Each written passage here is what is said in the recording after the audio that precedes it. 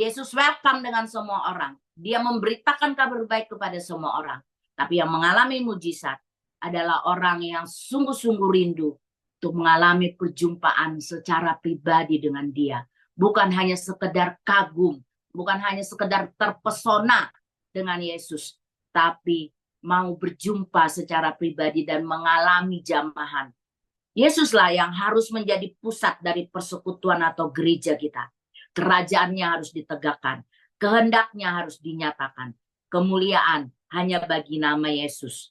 Kami mengucap syukur Tuhan atas pagi hari ini. Di dalam nama Tuhan Yesus Kristus, datanglah kerajaan-Mu, jadilah kehendak-Mu dalam hidup kami. Amin. Tema bulanan kita untuk bulan Agustus yaitu Leading as Influencer in My Church. Bagaimana kita bisa berdampak di dalam gereja kita. Nah, mari kita baca Lukas 5 ayat 17 sampai 26. Pada suatu hari ketika Yesus mengajar, ada beberapa orang Farisi dan ahli Taurat duduk mendengarkannya.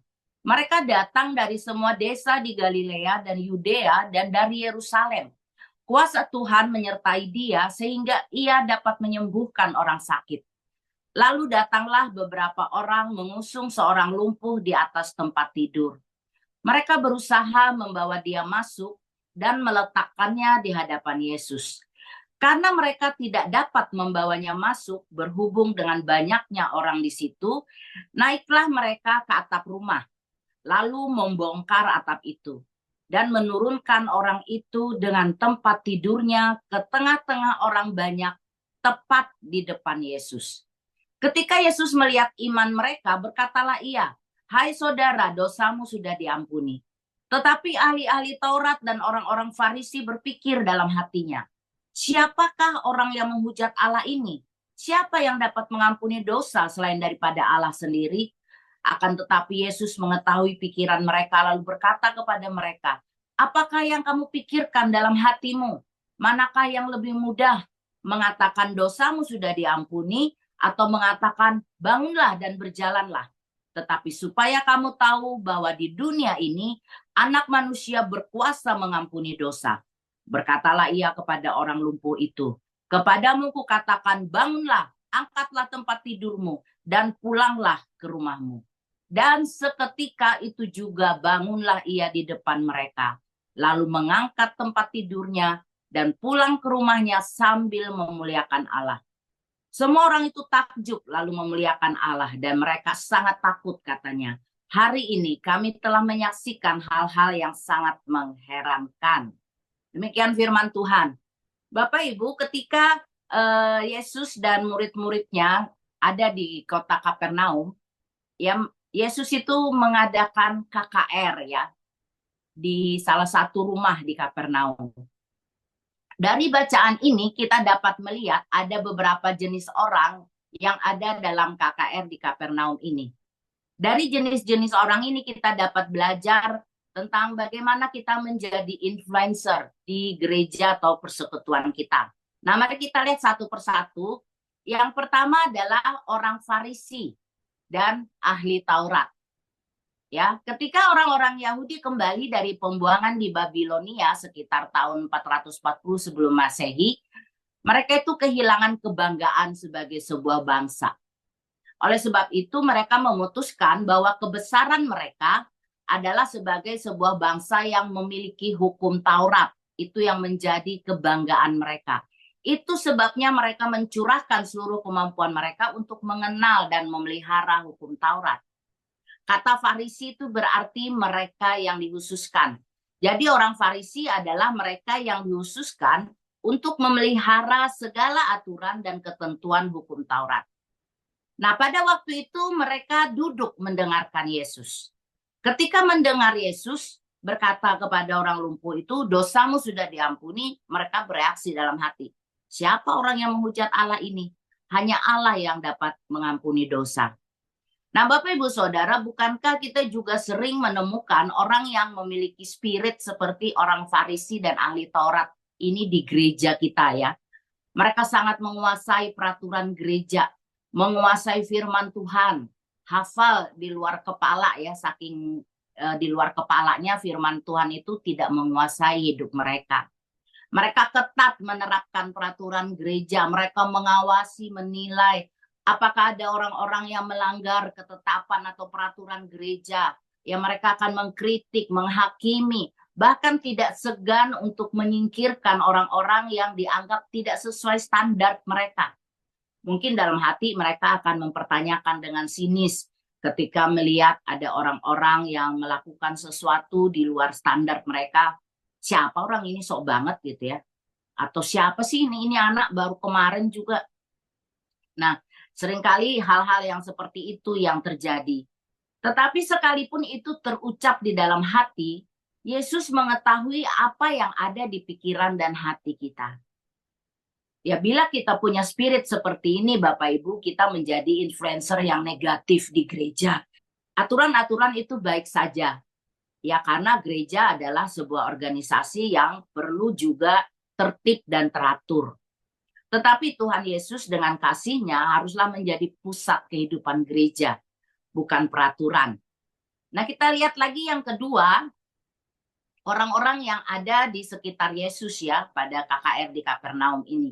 Yaitu orang-orang yang membawa si lumpuh.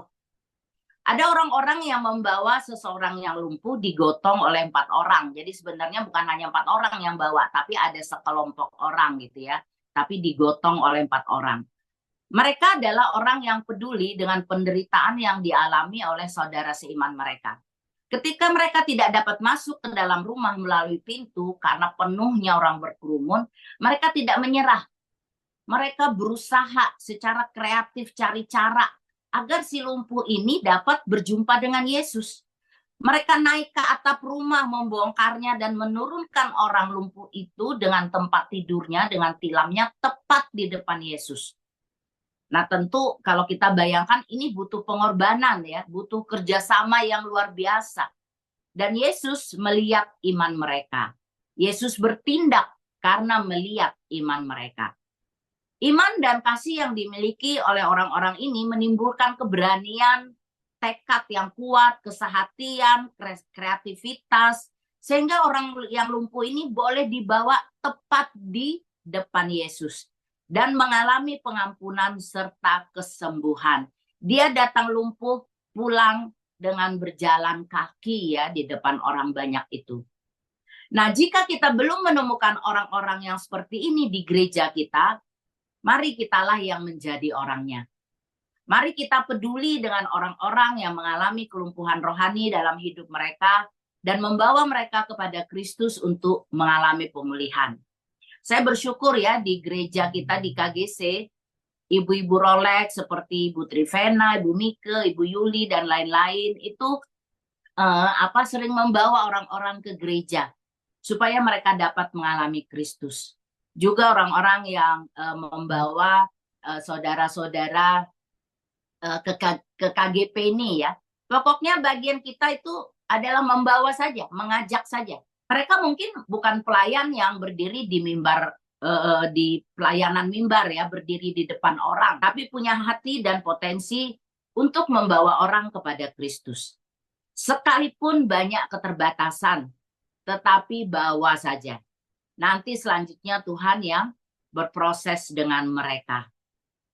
Nah, yang lain, mungkin saudara-saudara yang lain mungkin tidak bisa membawa orang kepada Kristus melalui gereja. Tetapi bawalah Kristus kepada mereka di tempat-tempat Anda mengabdi di dunia kerja Anda. Intinya adalah kita memiliki kepedulian dan belas kasihan melihat orang-orang yang mengalami kelumpuhan di sekitar kita. Dan berusaha dengan semua potensi dan kreativitas kita, serta bekerja sama satu dengan yang lain, membawa orang lumpuh ini berjumpa dengan Kristus. Tidak menyerah sekalipun ada ancaman, tantangan, halangan, gangguan ya. Tujuan saya adalah bagaimana orang ini dapat berjumpa secara pribadi dengan Yesus. Nah, inilah perbuatan baik yang berdampak kekal. Kita membawa orang lain mengalami perjumpaan pribadi dengan Kristus. Kita berbagi materi berupa uang atau barang, sembako atau 4 bahan pokok, itu baik saja Bapak Ibu. Tapi semuanya itu bisa habis dan terbatas. Tapi kasih kita berupa kepedulian dan belas kasihan itu tidak akan pernah habis atau kadaluarsa. Nah, bila kita lakukan ini, kita sudah menjadi influencer yang baik bagi gereja kita. Yang ketiga, Bapak Ibu, orang-orang yang ada di sekitar Yesus pada waktu itu adalah orang banyak yang berkerumun. Berita kedatangan Yesus telah membuat orang banyak datang berkerumun sehingga tempat itu penuh sesak. Kita tidak tahu apa motivasi masing-masing pribadi yang datang pada saat itu. Yang pasti, pintu tertutup oleh kerumunan mereka. Sehingga menyulitkan rombongan yang membawa si lumpuh ini masuk mendapatkan Yesus. Nah, fenomena ini mungkin sering kita jumpai juga di gereja-gereja modern. Gereja-gereja kita penuh sesak. Apalagi jika itu adalah pengkhotbah terkenal yang akan berkhotbah. Semua berusaha mendekat, merapat ke panggung. Ya, kemarin waktu ikut KLC di Bali, salah satu daya tariknya adalah Pastor Kong Hee. Ya, dari City Harvest Church Singapura. Sepertinya orang menanti-nantikan dia berkhotbah, sampai Pak Arifin yang waktu itu sedang sharing firman, dia bilang, saya tahu kalian sedang nggak sabar menunggu-nunggu Pak Kong Hee yang khotbah gitu ya. Nah, setelah selesai khotbah, orang berebutan supaya dapat berfoto dengan dia. Bahkan ada yang menunggu di depan pintu ruangan tempat beliau beristirahat. Ya, saya dengan Kak Moren nggak ada yang ngajak kami foto gitu ya. Malah kami yang sibuk untuk cari-cari orang buat kami bisa berfoto gitu ya. Ya, Bang Charles juga sibuk untuk foto kami. Jadi ya nggak ada yang minta-minta foto sama kami karena kami kurang terkenal di Bali ya. Ya kami lebih terkenal di KGC aja gitu ya. Nah, Bapak Ibu, kita ikut bersyukur dan bersuka cita jika melihat gereja-gereja penuh. Apalagi gembala dan majelis, oh pasti senang. Karena apa? Persembahan masuk banyak gitu ya. Tapi kita juga mesti jujur mengevaluasi. Apakah kerumunan kita di gereja, kehadiran kita di gereja, ya walaupun banyak penuh sesak, tapi itu justru menutup akses orang lain yang sangat membutuhkan Yesus. Janganlah kita menjadi persekutuan yang egois, yang hanya mementingkan diri sendiri. Kita tidak peduli dan tidak bersedia geser atau pindah dikit ya, agar orang lumpuh dan rombongannya ini lewat. Ya, di jalan raya saya sama suami sering melihat ya, sudah jadi aturan umum kalau ada sirene ambulans, mobil-mobil itu biar semacet apapun itu akan berusaha memberi jalan buat ambulans karena itu emergency. Ada seseorang yang butuh segera mendapat pertolongan. Jadi yang lain tuh harus minggir gitu loh. Walaupun ya dia ada di depan gitu ya, dia harus minggir. Nggak ada ceritanya gitu loh. Kamu harus minggir karena ada seseorang yang sedang butuh pertolongan yang harus lewat. Nah, saya yakin bahwa rombongan orang ini, orang lumpuh ini juga kelihatan jelas. Karena mereka ini kan ya manusia dan banyak orang gitu ya. Mungkin kesalahan mereka waktu itu mereka nggak teriak air panas gitu ya. Atau kalau nggak mempan juga harusnya teriak air keras gitu. Ya supaya dikasih jalan. Nah, sayangnya mereka nggak teriak begitu. Waktu itu nggak kepikiran kali ya. Nah, waktu mereka membongkar atap, pasti juga itu berisik, nggak mungkin diem-diem gitu ya. Tapi tampaknya orang banyak itu bergeming, tidak bergerak sedikit pun untuk memberi akses bagi orang lumpuh tersebut. Mereka kagum dengan pengajaran Yesus. Mereka kagum dengan mujizat yang Yesus lakukan. Tapi mereka tidak peduli dengan seseorang yang sangat membutuhkan Yesus pada saat itu. Bapak, Ibu, Saudara, ini bukanlah kingdom influencer. Kita orang Kristen mesti bertobat dari gaya hidup egois seperti ini. Jangan bangga kita hadir di gereja. Jangan bangga gereja-gereja sesak. Tapi apakah kita memberi akses buat orang lain untuk mengalami perjumpaan dengan Kristus? Yang keempat, Bapak Ibu, orang lumpuh. Alkitab bahasa Inggris menyebut kelumpuhan ini sebagai paralisis, yaitu kondisi lumpuh karena gangguan pada saraf yang berperan dalam mengatur gerakan otot tubuh. Jadi orang lumpuh ini sangat bergantung pada orang lain. Tapi dia bersepakat dengan orang-orang yang melayani dia untuk datang ke KKR Yesus agar mengalami kesembuhan. Dia tidak kehilangan pengharapan. Sekalipun sampai di tempat acara, dia tidak bisa masuk dengan mudah. Harus lewat atap. Ya, dia nggak putus asa juga. Ya udahlah, nggak usah lah gitu. Tapi dia turut bekerja sama dengan orang-orang yang tidak menyerah untuk membawa dia. Nah, bagi masyarakat Yahudi, penderitaan termasuk sakit penyakit itu erat kaitannya dengan dosa. Orang yang sakit akan sembuh jika dosanya itu diampuni. Bisa jadi si lumpuh ini begitu terintimidasi dengan dosa atau tuduhan dosa, baik dari iblis maupun dari sesama manusia. Oleh sebab itu, Yesus menyatakan bahwa dosanya itu sudah diampuni. Karena itu kebutuhan dia yang utama. Kebutuhan dia yang utama bukan sembuh dari sakit lumpuhnya, paralisisnya, tapi adalah mendengar berita pengampunan dosa yang disampaikan oleh Yesus. Dia sudah diampuni dan dibebaskan dari belenggu dosa tanpa harus melakukan apapun. Tapi untuk mengalami kesembuhan jasmani, ada yang harus orang lumpuh ini lakukan, yaitu percaya dan taat kepada apa yang Yesus katakan. Yesus berkata, bangunlah, angkatlah tilammu dan pulanglah. Dan orang itu pun bangun, segera mengangkat tilamnya dan pergi keluar.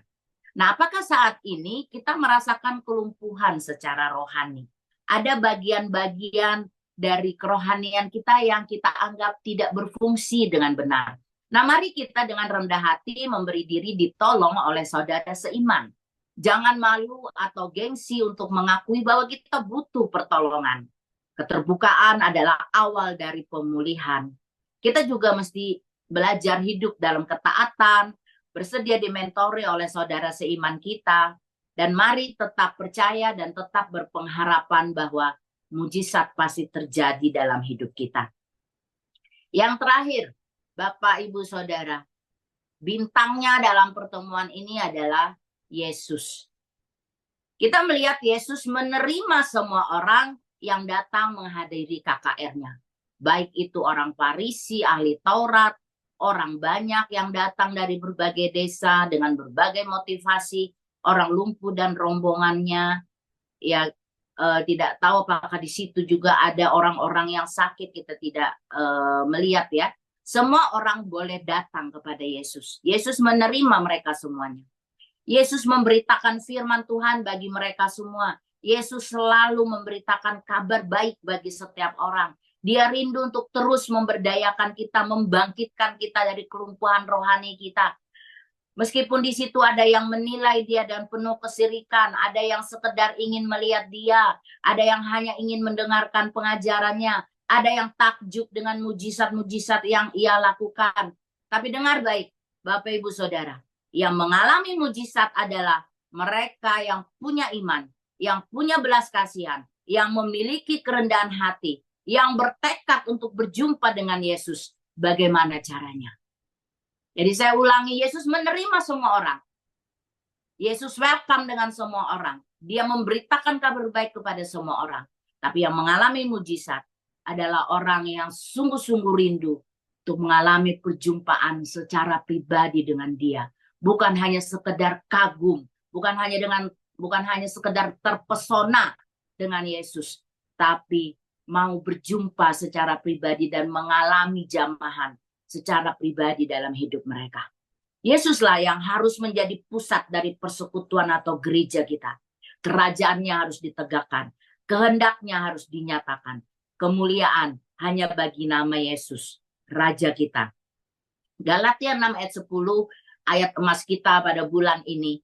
Karena itu, selama masih ada kesempatan bagi kita, marilah kita berbuat baik kepada semua orang, tetapi terutama kepada kawan-kawan kita seiman.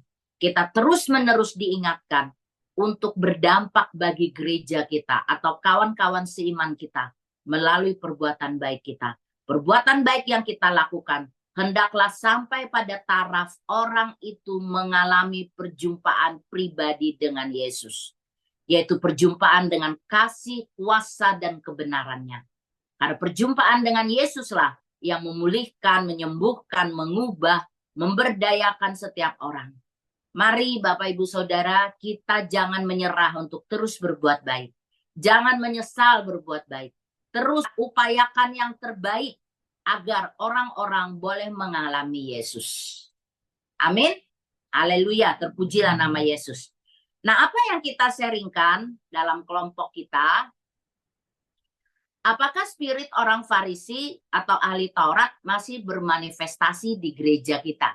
Jika masih ada, bagaimana Anda menyikapinya?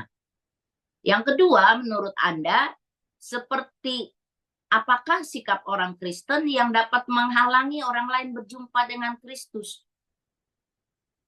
Bagaimanakah caranya? Yang ketiga, Anda dapat menolong saudara seiman yang sedang melayani kelumpuhan rohani di gereja atau komunitas Anda, sampai mereka dapat mengalami perjumpaan dengan Yesus.